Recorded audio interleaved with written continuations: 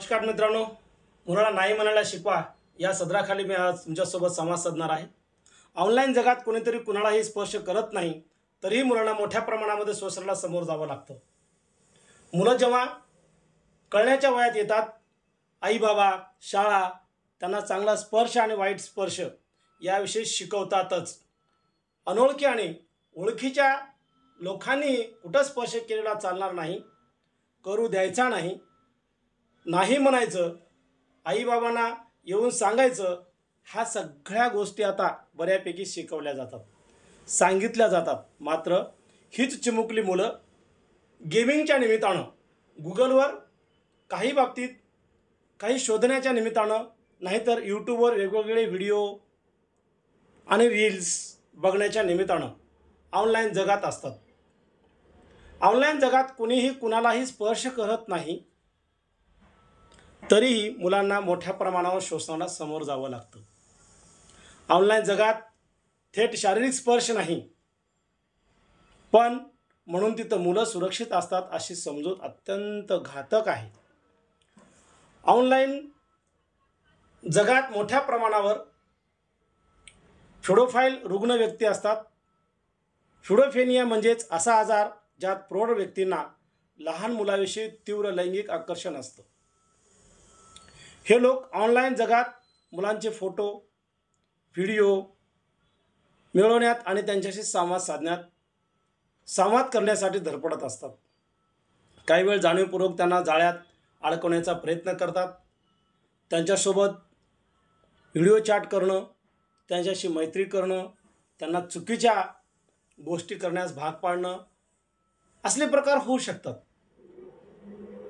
Online जगात आपल्या मुलापर्यंत पोहोचणाऱ्या या माणसाचे नेमके उद्देश काय आहेत हे सांगता येणं अवघड असतं. आडनड्या वयातल्या मुलांना अनेकदा यातले धोके माहीत नसतात, लक्षात येत नसतात. खाली वयात येण्याचं वय झपाट्यानं कमी होते, शारीरिक वय कमी होते, तसं मानसिक वयही कमी होते. सॉफ्ट आणि हार्ड पॉर्नची प्रचंड उपलब्ध असल्यानं ज्या वयात त्या गोष्टी हा प्रकार फारसा उरलेला नाही. लहान वयात बॉयफ्रेंड, गर्लफ्रेंडपासून सेक्सपर्यंत अनेक गोष्टी मुलं बोलतात, बघतात, काही वेळा प्रयोगही करतात. पुण्यातल्या एका शाळेत घडलेल्या घटनेत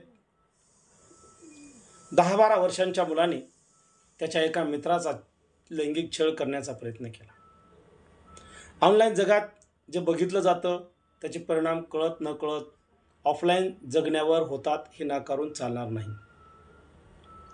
ऑनलाईन आणि ऑफलाईन अशा दोन्ही जगातले धोके जेव्हा आपण मुलांना अगदी मनमोकळेपणानं सांगू शकू तेव्हाच मुलं या दोन्ही प्रकारच्या जगात सुरक्षित असतील. प्रत्यक्ष जगात चांगला स्पर्श आणि वाईट स्पर्श म्हणजे तरी काय, तर चांगलं वर्तन आणि वाईट वर्तन, जे चांगलं आहे ते चांगलं आहे आणि जे वाईट आहे ते वाईट आहे, हा विचार मुलापर्यंत पोहोचवणं आवश्यक आहे आणि ते पालकांनी केलं पाहिजे. ऑनलाईन जगण्याविषयी मुलांना काय सांगाल? आपले विचार स्पष्ट केले पाहिजेत. आईवडिलांनी तिथं कुणीही थेट स्पर्श करत नाही, पण चॅटिंग करताना नग्न फोटो दाखवले तर, सेक्सविषयी गप्पा मारल्या तर, पॉर्न साईटच्या लिंक्स शेअर केल्या तरी ते वाईट स्पर्श इतकंच गंभीर आहे आणि हे पालकाने जाणून घेतलं पाहिजे. अशा व्यक्तीशी पुढं संवाद नको, त्याविषयी आईबाबांना किंवा विश्वासातल्या मोठ्या व्यक्तीला सांगितलं गेलं पाहिजे. हे मुलाच्या डोक्यात आपण घातलं पाहिजे. पालक या नात्यानं आपण त्याला समजावलं पाहिजे. ह्या गोष्टी वाईट आणि चांगल्या ह्या सांगितल्या पाहिजेत. कुणी मुलाकडं त्याचे अर्धनग्न किंवा नग्न फोटो मागितले तर ते देऊ नका. कुणाकडेही त्याचे नग्न फोटो मागणं चुकीचं आहे, असा ट्रेड आहे असं कुणी म्हणत असेल तर तेही चूक आहे, याची मुलांना जाणीव करून द्या. हे पालकाचं कर्तव्यच बनतं आणि हे पालकाने ह्या वयात आता केलं पाहिजे. ऑनलाईन लैंगिक छळ करणारे बहुतेक जण मुलांना हा आपला काहीतरी गुप्त खेळ आहे, आपलं सिगरेट आहे असंच सांगतात. आईबाबांना सांगू नकोस असंही सांगतात. शरीरांच्या अवयवाविषयी आणि लैंगिक अवयवाविषयी असं कुणी सांगत असेल तर तिथं धोका आहे हे मुलांना आईवडिलांनी सांगितलं पाहिजे. मुलांना जवळ घेऊन हे सगळं त्याच्या डोक्यामध्ये बिंबवलं पाहिजे. ऑनलाईन लैंगिक छळात मुलांना धमकवण्याचे प्रकारही होतात. ते पोलिसाकडे नोंदवल्या गेलेल्या अनेक केसमधून दिसून आलं आहे.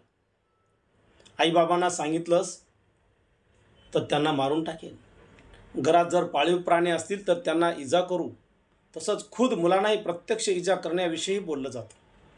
त्यामुळे मुलं घाबरतात आणि ऑनलाईन जगात आपल्याबाबत काहीतरी चुकीचं घडतंय ही मुलं सांगत नाही. त्यामुळे मुलांना याविषयी सांगितलं गेलं पाहिजे. कुणीही ऑनलाईन जगात धमकावत असेल तर आईबाबांशी बोलायचं हवं, हा विश्वास निर्माण केला पाहिजे. मुलांना आपलंसं आपण केलं पाहिजे. पालक या नात्यानं आपण त्यांना सांगितलं पाहिजे, मी तुझा आहे, मी तुझ्या पाठीशी आहे. काही वेळा फ्युडोफाईल्स व्यक्ती मुलाशी मैत्री करून त्यांच्याकडून त्याचे नग्न आणि अर्धनग्न फोटो मागतात आणि त्याच्या लैंगिक अवयवाचे फोटोही मागितले जाऊ शकतात. त्यामुळे अशी मागणी करणारे गुन्हेगार आहेत हे मुलांना सांगितलं गेलं पाहिजे. आज प्रचंड दहशत निर्माण झालेली आहे. मुलांना नाही म्हणायला शिकवा. ऑनलाईन जगात ते फार आवश्यक असतं. ब्लॉक करणं, अनफ्रेंड करणं या गोष्टीची माहिती त्यांना द्या. हे उपाय वापरायला मुलांना शिकवा. समजा एखादी व्यक्ती काही गैरवर्तन करत असेल तर ताबडतोब त्या व्यक्तीला ब्लॉक केलं पाहिजे हे मुलांना निश्चितपणे सांगा. काही वेळा मुलं 13 वर्षाच्या आधीच समाज माध्यमावर जातात. अशा वेळी आपल्या सामाजिक सीमारेषा काय आहेत हे मुलांना लक्षात येतातच असं नाही. सगळे करतात म्हणून आपणही करूया असा विचार अनेकदा मुलांच्या मनात असतो. शिवाय हे सगळं ऑनलाईन सुरू आहे म्हणजेच आईबाबांना समजणार नाही आणि आपल्याला काही धोका नाही असंही त्यांना वाटत असतं. मात्र धोके दरवेळी शारीरिकच असतात असं नाही, ते मानसिकही असतात. त्यामुळे मुलांना ऑनलाईन जगात सजग कसं करायचं, आपल्या सीमारेषा कशा ओळखायच्या, नाही का म्हणायचं या गोष्टी शिकवणं, नीट समजावून देणं हे अत्यावश्यक आहे आणि हे आईवडिलांचं कर्तव्य आहे.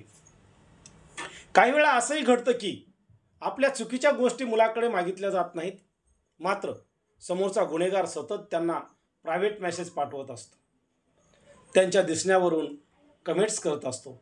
त्यामुळं मुलांच्या मनावर दडपण येऊ शकतं. अशा वेळी लगेच कोण्या मोठ्याला सांगितलं गेलं पाहिजे हे मुलांना माहीत असायला हवं. मित्रहो, हे सगळं करत असताना मी तुम्हाला एकच विनंती करेल की आपल्या मुलांना सजग करा.